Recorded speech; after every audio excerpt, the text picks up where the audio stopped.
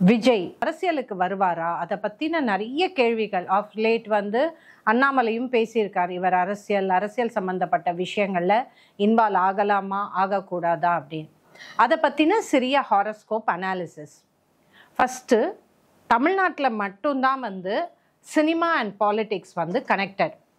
அது கருணாநிதியிலேருந்து ஆரம்பித்து அதுக்கப்புறம் எம்ஜிஆர் அவர்கள், அதுக்கப்புறம் ஜெயலலிதா, எல்லாருக்குமே சினிமாலேருந்து பாலிட்டிக்ஸ் ஜம்ப் ஆகி சக்ஸஸ்ஃபுல் பொலிட்டிக்கல் லைஃப்பை வச்சுட்டு இருந்தவங்க.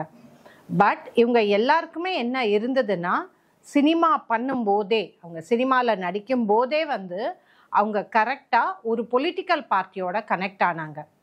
ஃபஸ்ட்டு கனெக்ட் ஆனது டிஎம்கே. போத் கருணாநிதியும் எம்ஜிஆரும் டிஎம்கேல தான் இருந்தாங்க. அப்பவும் அவர் மூவியில் நடிச்சிட்டு தான் இருந்தார். அவங்களுக்கு ஒரு பொலிட்டிக்கல் குரு இருந்தார், அதுதான் அண்ணா.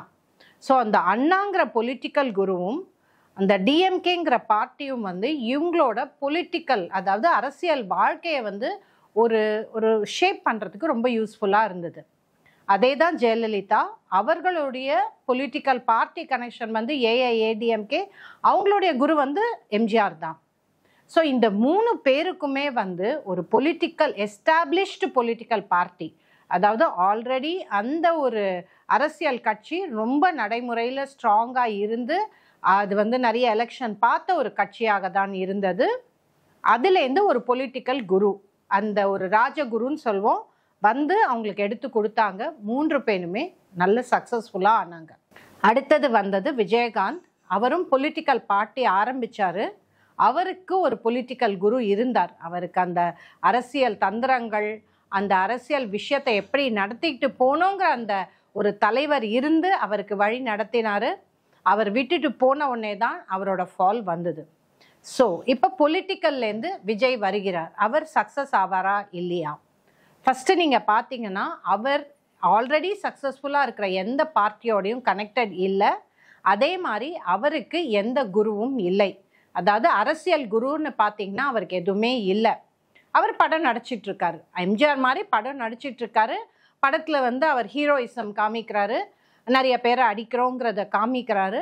ஸோ அதனால் எல்லாருமே கைத்தட்டுறாங்க, அந்த நிறைய மக்களுக்கு உதவுகிறாங்க. அதனால் அவர் பொலிட்டிக்கலில் வந்துடலாம், அவர் பெரிய அரசியல்வாதியாக மாறலாம், போஸ்ட்டு நிறைய பதவிக்கு போகலாம் அப்படிங்கிறதெல்லாம் பெரிய கேள்விக்குறியாக இருக்கும். காரணம் என்னன்னா, இவருக்கு ஒரு ராஜகுரு இல்லை. ராஜகுரு அப்படின்னா அந்த அரசியலில் இருந்து அரசியலில் சக்ஸஸ்ஃபுல்லான ஒருத்தர் இவரை வழி நடத்தி செல்லவில்லை. ஸோ அங்கே ஒரு பெரிய குவெஸ்டின் மார்க். ரெண்டாவது, அவருடைய தந்தை எஸ்.ஏ. சந்திரசேகர். சந்திரசேகர் பார்த்திங்கன்னா அவர் நல்ல ப்ரொடியூசர், டைரக்டர், ஃபிலிமோட இருந்தார். ஸோ அந்த எனர்ஜி அப்படியே விஜய் அப்படியே ஃபிலிமுக்கு வந்துட்டார். ஸோ இவரோட எனர்ஜி இப்போதைக்கு வெறும் ஃபிலிம் சினிமா அப்படி தான் இருக்குமே ஒழிய, ஹீரோயிசம் காமிக்கிற அந்த ஒரு ஆட்டிடியூட் தான் அவருக்கு இருக்குமே ஒழிய, கண்டிப்பாக அவரால் அந்த பொலிட்டிக்கல் ஃபீல்டு ஜம்ப் பண்ணுறது ரொம்ப ஈஸியாக இருக்காது. அடுத்தது ரொம்ப இம்பார்ட்டண்ட், இவங்க எல்லாருமே பதவி வர்றதுக்கு முன்னாடி அந்த பார்ட்டியில் கொஞ்ச நாள் உழைச்சிருக்காங்க. கருணாநிதியாக இருக்கட்டும், எம்ஜிஆராக இருக்கட்டும், ஜெயலலிதாவாக இருக்கட்டும், செயற்குழு தலைவி, இல்லை அவங்க அந்த பார்ட்டியை மேலே தூக்கிறதுக்காக அந்த தொண்டர்களோடு சென்று நிறைய உழைச்சிருக்காங்க. ஸோ இப்போ விஜயும் அந்த மாதிரி சக்ஸஸ்ஃபுல்லாக ஆகணும், கண்டிப்பாக பாலிட்டிக்ஸில் சக்ஸஸ்ஃபுல்லாக ஆகணும்னா கண்டிப்பாக அவர் அதற்காக கொஞ்ச நாள் உழைக்க வேண்டும், இல்லைன்னா ரொம்ப கஷ்டமாக இருக்கும். சரி, இப்போ அஸ்ட்ராலஜிக்கலாக எடுத்துக்கலாம். கரெக்டாக 2018 அவருக்கு சுக்ரன் பீரியட் ஆரம்பிச்சிருக்கு.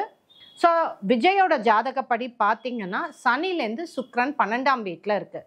இப்போ இந்த டைம் ஆஃப் பர்த் இதெல்லாம் பயங்கர கன்ஃபியூஷன் இருக்கும். ஸோ சனி மிதுனத்தில் இருக்குது, சுக்ரன் கரெக்டாக கேதுவோட 12ஆம் வீட்டில் இருக்குது.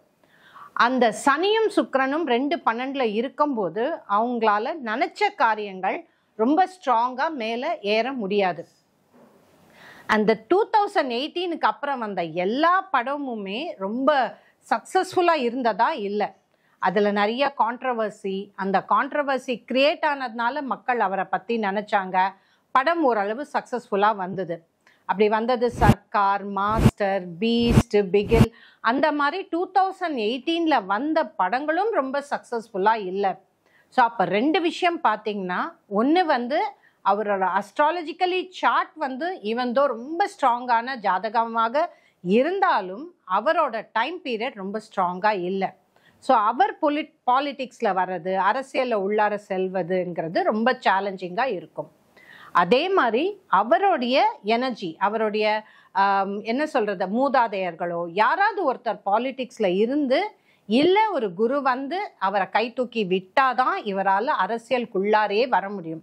மற்றபடி இவர் அரசியல் வருவார், பெரிய தலைவர் ஆவார், இவர் வந்து சிஎம் ஆவார் அப்படிங்கிற பேச்செல்லாம் வந்து ஒரு மீடியா ஹைப். அவருக்கு அந்த எனர்ஜியும் இல்லை, அது தூக்கி விடுறதுக்கு ஆளும் வரல, அதற்குரிய செட்டப்பும் இல்லை, எந்த பார்ட்டியோடையும் அவர் இணையவில்லை. ஸோ தமிழ்நாடு பாலிட்டிக்ஸில் விஜய் வருவது என்பது பெரிய கேள்விக்குறி. நான் வருகிறேன்னு சொல்லிக்கிட்டே இருப்பார். கரெக்டாக ஒரு படத்துக்கு முன்னாடி தான் இந்த விஷயங்கள் எல்லாம் ஃப்ளேரப் ஆகும். வருகிறேன் அதுக்கப்புறம் மறைஞ்சிருவார். ஸோ விஜய் ஆக்டர் வந்து ஸ்ட்ராங்காக பாலிட்டிக்ஸில் ஜம்ப் பண்ணுறதோ அதில் நின்று சக்ஸஸ்ஃபுல் ஆகிறதோ ஒரு பெரிய கேள்விக்குறி. இது ஜெய்ஸ்ரீ அஸ்ட்ராலஜர்.